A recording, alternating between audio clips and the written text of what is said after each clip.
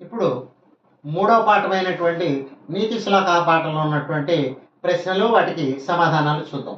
మొట్టమొదటి ప్రశ్న ఏమిటంటే మూడో పాఠంలో అంటే ఇక్కడ 4వ ప్రశ్న, 5వ ప్రశ్న, 6వ ప్రశ్న రెండవ పాఠం వస్తుంది. 1, 2, 3 మొదటి పాఠం వస్తుంది. ఇక్కడ 7, 8, 9 ప్రశ్నలు మూడవ పాఠము, 10, 11, 12 నాలుగవ పాఠము, 13, 14, 15 ఇవి 5వ పాఠంగా వస్తాయి. ఇప్పుడు మూడో పాఠం చూద్దాం.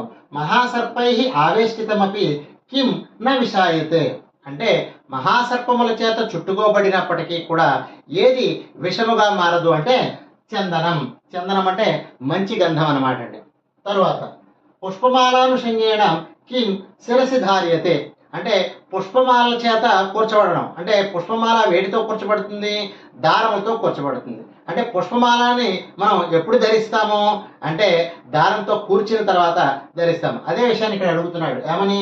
పుష్పమాలానుషంగేణ కిం శిరసి ధార్యతే అంటే పుష్పమాల కూర్చబడిన తర్వాత ఏది శిరస్సును ధరించబడుతుంది అంటే సూత్రం అంటే దారము. తర్వాత సుబద్ధ మూలాహ కే నిపతంతి ఎంత బలమైన మూలాలు కలిగినటువంటివి ఏవి పడిపోతాయి అని చెప్తున్నాడు. అంటే బలమైన మూలాలు కలిగినవి ఏమిటి అంటే చెట్లు. వాటిని సంస్కృతంలో పాదపాహ అంటారు. అంటే సుబద్ధ మూలాహ నిపతంతి పాదపాహ అని చెప్పుకోవచ్చు. తర్వాత జనాదరహ అనే పాఠంలో అంటే 4వ పాఠంలో కాంతా కీదృశి అంటే ఒక గ్రామంలో ఉన్నటువంటి కాంత స్త్రీ ఎటువంటిది అంటే విమల హృదయ అంటే విమలమైన అంటే నిర్మలమైన మనస్సు కలిగినది లేదా హృదయం కలిగినది అని చెప్పుకోవచ్చు. తర్వాత జనాదరస్య కర్త కహ జనాదరస్య కర్త కహ జనాదరహ అనేటటువంటి పాఠానికి రచయిత ఎవరు? శ్రీ వి పట్టాభిరామారావు. దీన్ని రాసినటువంటి వారు శ్రీ పట్టాభిరామారావు గారు. తర్వాత వృద్ధ కీదృశి వృద్ధ అంటే అక్కడ ఒక వృద్ధురాలు ఉందండి. ఆ వృద్ధురాలు ఎటువంటిది అని అడుగుతున్నాడు. ఎటువంటిది అంటే గలిత రథన. గలిత రథన అంటే నోట్లో ఎటువంటి పళ్ళు లేనటువంటి అంటే బోసి నోరు కలిగినటువంటి వృద్ధురాలు అని అర్థము. గలిత రథన అంటే పళ్ళు లేనటువంటి స్త్రీ అని అర్థము.